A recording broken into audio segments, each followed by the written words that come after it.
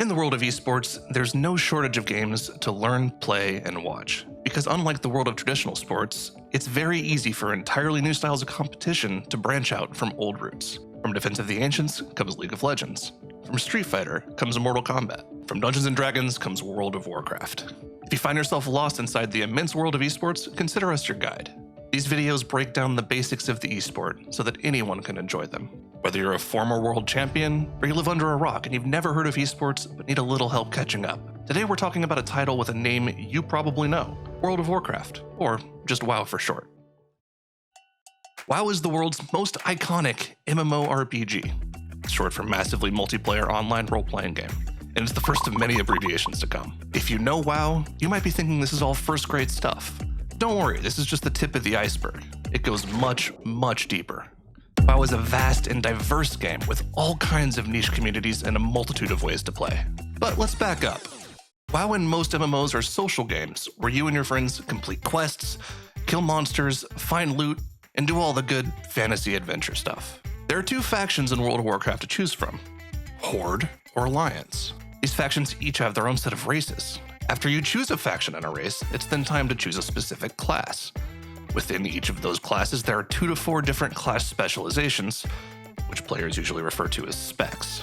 These specs have different abilities, and depending on which you choose, you'll fill a different role. These roles are sometimes referred to as the Holy Trinity: healing, damage, or DPS, and tank, and are all utilized in all aspects of World of Warcraft. After you've created your character, you're ready to start character optimization and leveling. There's a deep well of info and adaptation that goes into every character build. The TLDR is DPS kill stuff, tanks absorb enemy damage, and the healer, well, heals. While you're watching your favorite Liquid WoW players, you may be wondering why everyone's user interface, or UI for short, looks different. This is because many high-level players like to customize what they see on their screen. This is achieved through what we call add-ons, which every player will customize to their liking. But you don't have to worry about that right now. For now, let's go over the basic UI of what you need to look for while you're watching or playing. Here are your player's health bar and resources. Here are your class abilities. They'll appear gray when they're on cooldown if you've used one recently.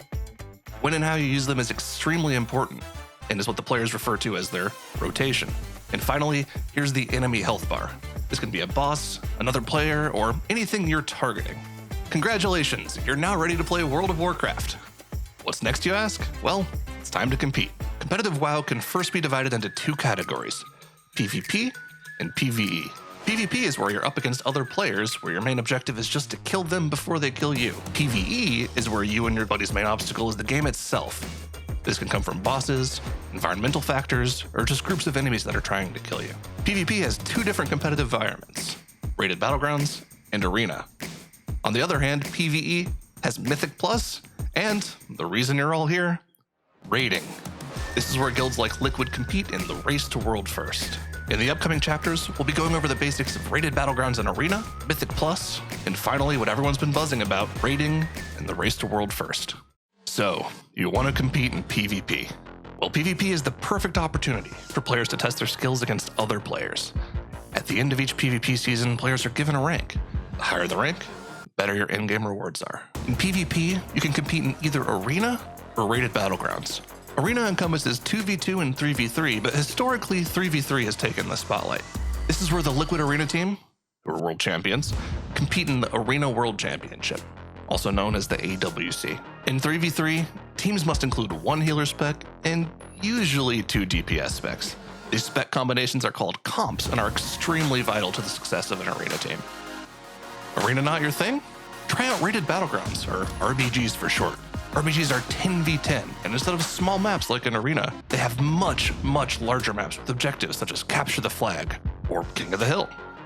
PvP not enough of a challenge for you? Stick around for the next chapter, where we can try our hand at some mythic dungeons, or jump to chapter 4 if you're ready for raiding in the race to world first.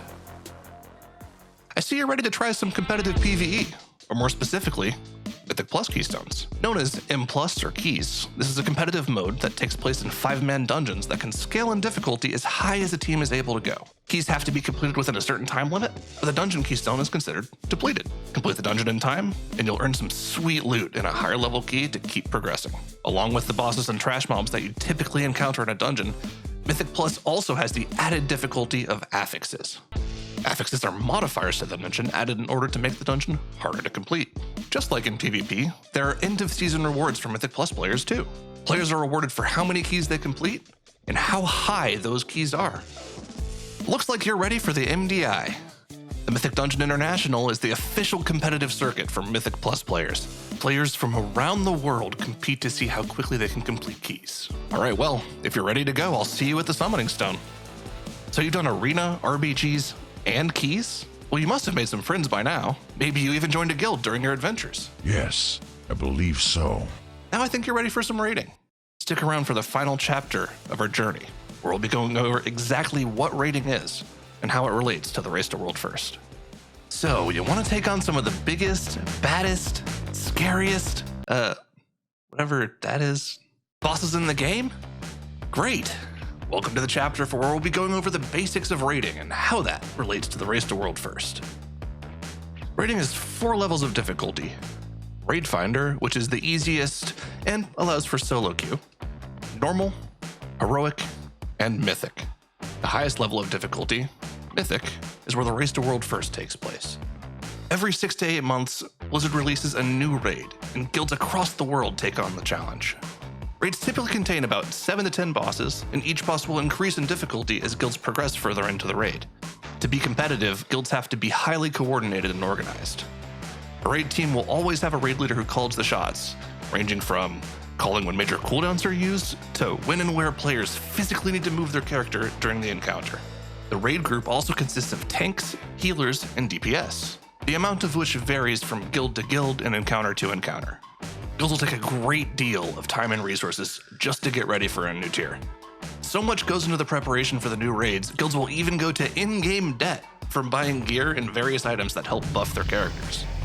Guilds need to have their characters as geared and as optimized as possible before the new release of the raid. Raiders also need to study the boss fights to the best of their abilities. Guilds will take a great deal of time and resources just to get ready for a new tier. Think like you're studying for the hardest test of your life, but instead of biochem, it's boss timers. And instead of some old tenured professor, it's Ian Hazakostas. This means prep work can sometimes start months in advance. How do you balance your personal life and raiding during a tier? You don't have a personal life, that's how you balance it. Now comes the fun part, the patch drop. This is when Blizzard releases the new patch update, officially making the new raid playable. This marks the start of the Race to World First. Guilds from all over the world are now competing against each other to see who can kill every boss in the raid first. As you can imagine, the fight for World First is highly competitive. It should also be mentioned that the high-level guilds, like Liquid, will often implement what are called heroic splits. Splits are utilized to funnel gear drops received in the heroic raid to the guild to obtain better character optimization and more damage output. This is done by bringing as few as 4 to 5 main characters into the raid. The rest of the raid will be filled with either alternative characters from players in the guild or just friends of the guild. Whenever an alt is awarded a piece of loot it can trade, that piece of loot instantly goes to one of the main characters in the raid. But let's get back to the Mythic progression. Typically, the first bosses are downed pretty quickly. The real race starts in the final few bosses, which can sometimes take up to hundreds of attempts, or what guilds will call pulls. Boss fight mechanics are extremely difficult, so much so that even the tiniest of mistakes can cause an attempt to fail and have to restart, also known as a wipe. Stringing together these mechanics over the course of an encounter is a nearly impossible feat in an extremely unforgiving and competitive environment.